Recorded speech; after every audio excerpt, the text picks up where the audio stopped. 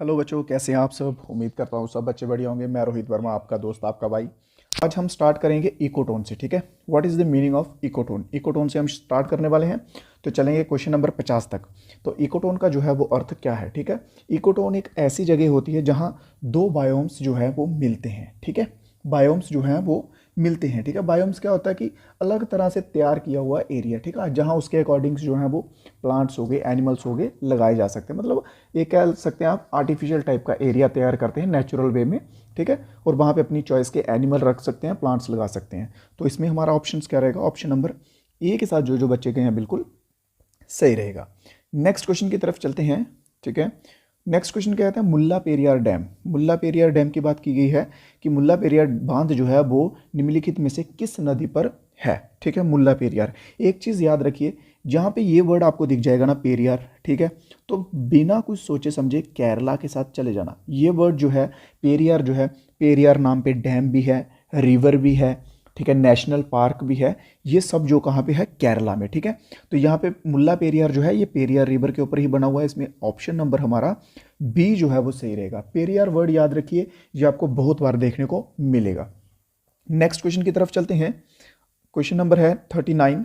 किस पर्यटन स्थल को मूर्ति कला का तीर्थ कहा जाता है। ठीक है, known as pilgrimage of sculpture. ठीक है, स्कल्पचर होता है जहाँ पे बहुत सारी मूर्तियाँ हो गई। ठीक है, मूर्ति वगैरह जब पुरानी एंशियंट टाइम की बनी हुई चीज़ें। ठीक है, उसके नाम से किसे जाना जाता है, तो वो जाना जाता है खजुराहो टेम्पल को। ठीक है, खजुराहो टेम्पल की बात की जाए तो ये कहाँ पे आता है, ये आता है मध्य प्रदेश में, और ये यूनेस्को के अंडर भी आता है। ठीक है, यूनेस्को के अंडर भी आता है। यूनेस्को की फुल फॉर्म क्या होती है, यूनाइटेड नेशन एजुकेशन साइंटिफिकली, ठीक है, कल्चरल ऑर्गेनाइजेशन। ये रहेगी इसकी यूनेस्को की फुल फॉर्म। तो ये आता कहाँ पे है, ये आता है मध्य प्रदेश में। यूनेस्को की एक सॉरी खजुराहो की एक खास बात ये है कि खजुराहो में एक शिवलिंग है। ठीक है, जो कि हर एक साल के बाद, एक साल कह लीजिए 2 साल अप्रॉक्सीमेटली 1-2 इंच जो है वो कंटिन्यू बढ़ता जाता है, उसकी ग्रोथ होती है। ठीक है, तो इसमें हमारा ऑप्शन नंबर बी जो है बिल्कुल सही आंसर रहेगा। एक आपको इंपॉर्टेंट अपडेट बता दूं, व्हाट्सएप ग्रुप का लिंक भी नीचे दिया रहेगा डिस्क्रिप्शन में। ठीक है, वहाँ पे आप व्हाट्सएप ग्रुप पे ज्वाइन कर सकते हैं। जो भी अपडेट्स रहेंगे एग्जाम के रिलेटेड, जहाँ आपके डाउट्स होंगे वो भी आप वहाँ पे पूछ सकते हैं। नेक्स्ट क्वेश्चन देखते हैं। नेक्स्ट क्वेश्चन है fourth great council of Buddhist. ठीक है, यहाँ पे बुद्धिस्ट की फोर्थ ग्रेट काउंसिल पूछा गया है। ठीक है, क्वेश्चन थोड़ा सा बड़ा है इसलिए पूरा नहीं दिखा पा रहा हूँ। हाँ, अभी ठीक है। निम्नलिखित में से किसने कुंडलबन में बौद्ध परिषद की चौथी महान परिषद आयोजना की थी। ठीक है, फोर्थ नंबर की जो काउंसिल हुई थी वो जो है वो किसके द्वारा की गई थी। टोटल कितनी हुई थी, 4 हुई थी, 1 2 3 4। ठीक है, तो जो सबसे पहली थी वो किसके द्वारा की गई थी, इंपॉर्टेंट क्वेश्चन है मेरे भाइयों। ठीक है, अजात शत्रु के द्वारा जो है वो सबसे पहली की गई थी। दूसरी की गई थी काल अशोका के द्वारा। ठीक है, काल अशोका के द्वारा। तीसरे नंबर की गई थी अशोका के द्वारा। और फोर्थ नंबर की जो है ये की गई थी कनिष्क के द्वारा। ठीक है, कनिष्का के द्वारा जो है वो फोर्थ नंबर की काउंसिल की गई थी। और ये कहाँ पे हुई थी फोर्थ नंबर वाली, ये हुई थी J&K में, कश्मीर में। ठीक है, ये देख कुंडलबन जो जगह है जो जम्मू कश्मीर में है। ठीक है, यहाँ पे जो है ये की गई थी। इसके साथ में कई बार पूछ लेता है प्रेसिडेंट्स। ठीक है, कई बार पूछता है प्रेसिडेंट, अगर पूछेगा तो एक पूछता है अशोका का सबसे ज़्यादा पूछता है। ठीक है, तो इसका आता है मोगालीपुत। ठीक है, मोगालीपुत, मोगालीपुत इसका प्रेसिडेंट था। इस जो काउंसिल हुई थी इसका। ठीक है, ज़्यादातर अशोका का ही पूछता है, इसके सिवा और तो कोई चांसेस नहीं है। चलिए नेक्स्ट क्वेश्चन की तरफ चलते हैं। क्वेश्चन नंबर 41 देखते हैं। What went wrong and why. ठीक है, what went wrong and why जो नाम की पुस्तक है वो किसने लिखी थी, what went wrong and why. ठीक है, ये पुस्तक जो है ये किसके द्वारा लिखी गई है। ऑप्शंस आपके सामने हैं, 4 ऑप्शन हैं। ठीक है, जल्दी से आंसर बताइएगा। शशि थरूर, जसवंत सिंह, किरण बेदी या फिर MJ अकबर, इनमें से किसके द्वारा जो है वो लिखी गई है। जल्दी से आंसर बताते जाइए, साथ में इतनी देर में मैं कुछ और बुक्स के नाम लिख लेता हूँ। Broom and groom. ठीक है, ब्रूम क्या होता है, झाड़ू। ग्रूम क्या होता है, पत्नी। ठीक है, बीवी जिसे आप कह सकते हैं। एक और इम्पॉर्टेंट आती है हिम्मत है, एक ये पब्लिकेशन है। और एक और पब्लिकेशन आती है एज आई सी। ठीक है, और ये जो है ये publication what went wrong and why जो है ये लिखी है किरण बेदी जी के द्वारा। और ये जो 3 पब्लिकेशन आपको यहाँ पे बताई हैं ये भी किरण बेदी के द्वारा लिखी गई हैं। और किरण बेदी जो है इनका डेजिग्नेशन क्या था, ठीक है, ये एक्चुअल में थी कौन, तो ये फर्स्ट IPS ऑफिसर थे। ठीक है। फर्स्ट आईपीएस ऑफिसर, पहली महिला आईपीएस अधिकारी, ठीक है, पहली महिला आईपीएस अधिकारी किरण बेदी। और ये इनके द्वारा जो है ये बुक्स जो है पब्लिकेशन जो है वो लिखी गई है, ठीक है। इनके सिवा जो है शशि थरूर की बहुत इंपॉर्टेंट आ जाती हैं, ठीक है। Why I am a Hindu, ठीक है, why I am a Hindu. देखिए बुक्स एंड ऑथर का जो मैं आपको लिखवा रहा हूँ, ठीक है, डांसेस के रिलेटेड लिखवाता हूँ, ठीक है। ये जो है ये स्टैटिक्स जीके में मोस्ट इंपॉर्टेंट क्वेश्चन कह सकते हैं आप, ये आते ही आते हैं, ठीक है। इनमें से आपको क्वेश्चंस देखने को मिलेंगे डेफिनेटली। दूसरी लिख लीजिए शशि थरूर की, ठीक है, era of darkness, era of darkness, era of darkness, ठीक है। लिखते जाइए साथ साथ में और साथ साथ में याद करते जाइएगा। ये हो गई शशि थरूर के, ये दो याद रख लीजिए, ठीक है। और एमजे अकबर जो है इनकी एक आती है सबसे इंपॉर्टेंट, सबसे इंपॉर्टेंट एक आती है, वो आती है कश्मीर बिहाइंड वैली, ठीक है, कश्मीर बिहाइंड वैली, ठीक है, कश्मीर बिहाइंड वैली। और दूसरी आती है नेहरू, नेहरू दी मेकिंग इंडिया, नेहरू दी मेकिंग इंडिया। ये आपको मैंने दो दो इंपॉर्टेंट बुक्स लिखा दी, ठीक है। किरण बेदी की हो गई, किरण बेदी की कौन कौन सी बताई, ब्रूम एंड ग्रूम, ठीक है, हिम्मत है, एज आई सी, और ये ऊपर what went wrong and why, ठीक है। इसके सिवा शशि थरूर की मैंने आपको कौन कौन सी बता दी, एरा ऑफ डार्कनेस, ठीक है, and why I am Hindu. और ये रही एमजे अकबर की।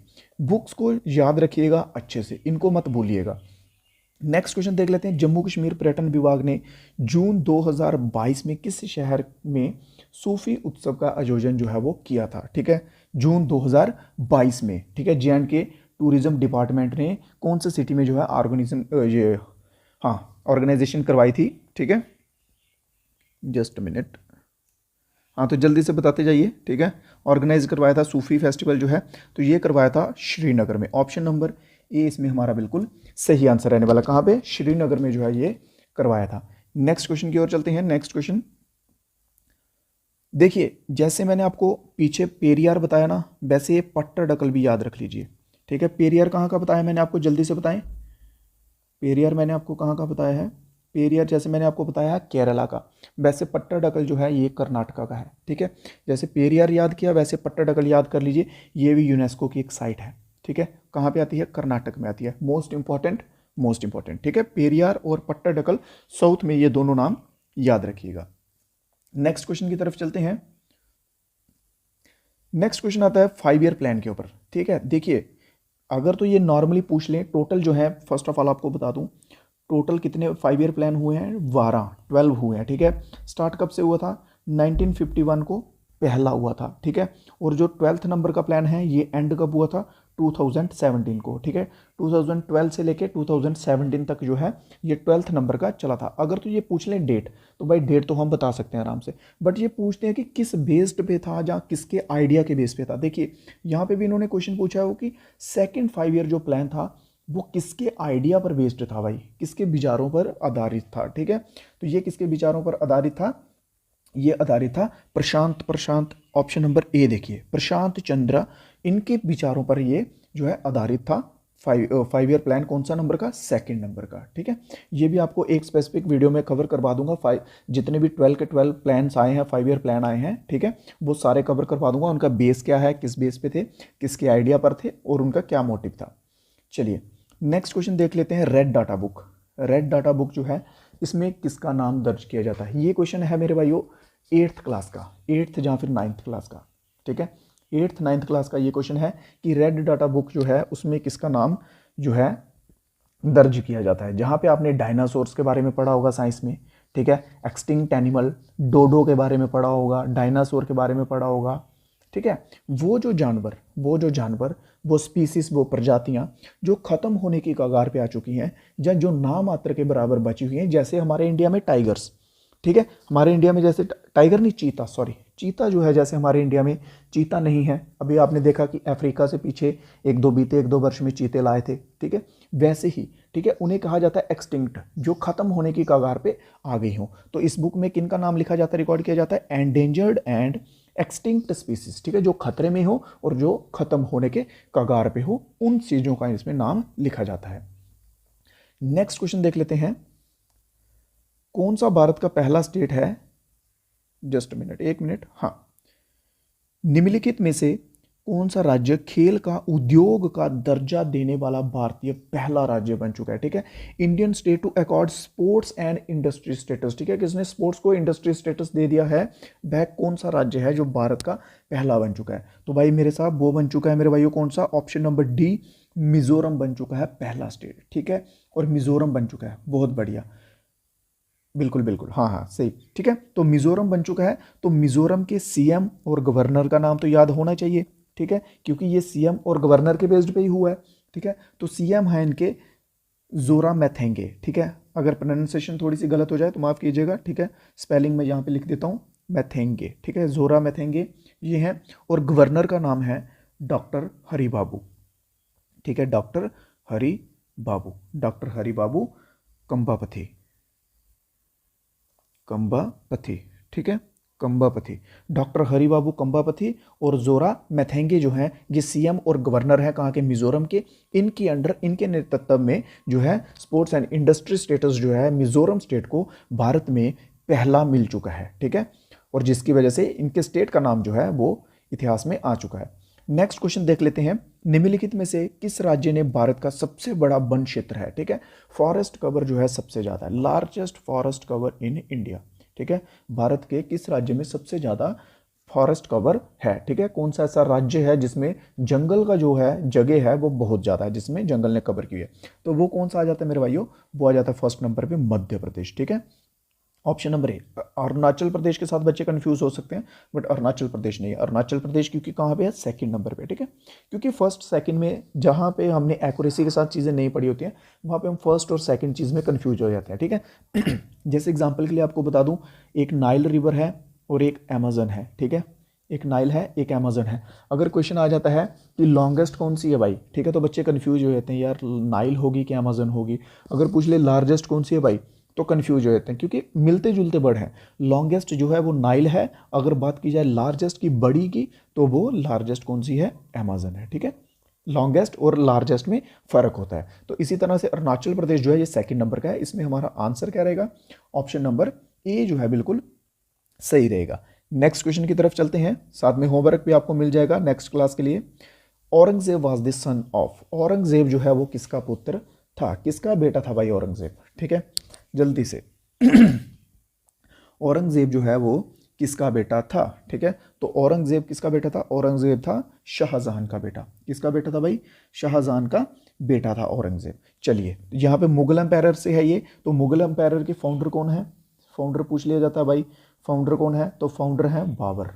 ठीक है, बाबर जो है ये फाउंडर है। और लास्ट एम्पायर कौन था? शाहजहां टू। ठीक है, शाहजहां टू जो है ये लास्ट एम्पायर था मुगल एम्पायर का।